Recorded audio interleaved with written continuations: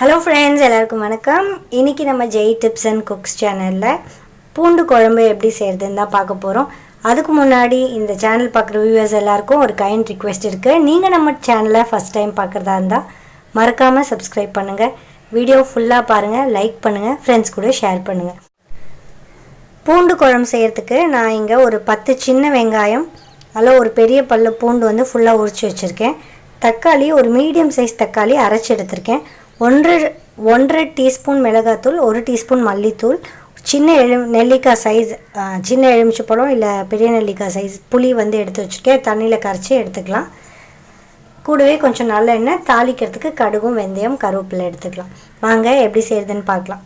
நான் இங்கே ஒரு பாத்திரத்தில் ஒரு குழி கரண்டி அளவுக்கு நல்லெண்ணெய் எடுத்துருக்கேன். எண்ணெய் நல்லா காஞ்சதுக்கப்புறமா ஒரு 1/4 டீஸ்பூன் கடுகு போட்டுக்கிறேன். கடுகு நல்லா பொரிஞ்சதுக்கப்புறமா கொஞ்சமாக வெந்தயம் சேர்த்துக்கிறேன். கூடவே ரொம்ப கொஞ்சமாக ஜீரகம் சேர்த்துக்கிறேன். நீங்கள் நயமான நல்லெண்ணெய் எடுத்திங்கன்னா இந்த மாதிரி தான் பொங்கி வரும். நீங்கள் அதுலேயே நல்லெண்ணெய் அப்படிங்கிறத கண்டுபிடிச்சிடலாம். நல்லா பொரிஞ்சதுக்கப்புறமா இங்கே கருவேப்பிலை, சின்ன வெங்காயம், பூண்டு இருக்குல்ல, அதை உள்ளே சேர்த்துக்கலாம். வெங்காயம் பூண்டெல்லாம் நல்லா வதங்குற அளவுக்கு வதக்கி எடுத்துக்கலாம். வெங்காயம் பூண்டு நல்லா வதங்கினதுக்கப்புறம் நான் அரைச்சி வச்சுருக்க தக்காளி உள்ளே சேர்த்துடலாம்.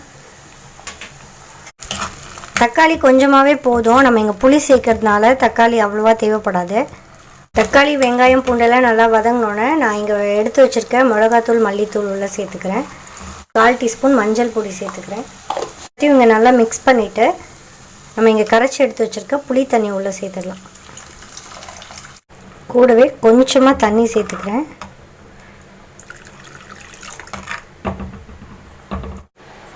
தேவையான அளவுக்கு உப்பு சேர்த்துக்கலாம்.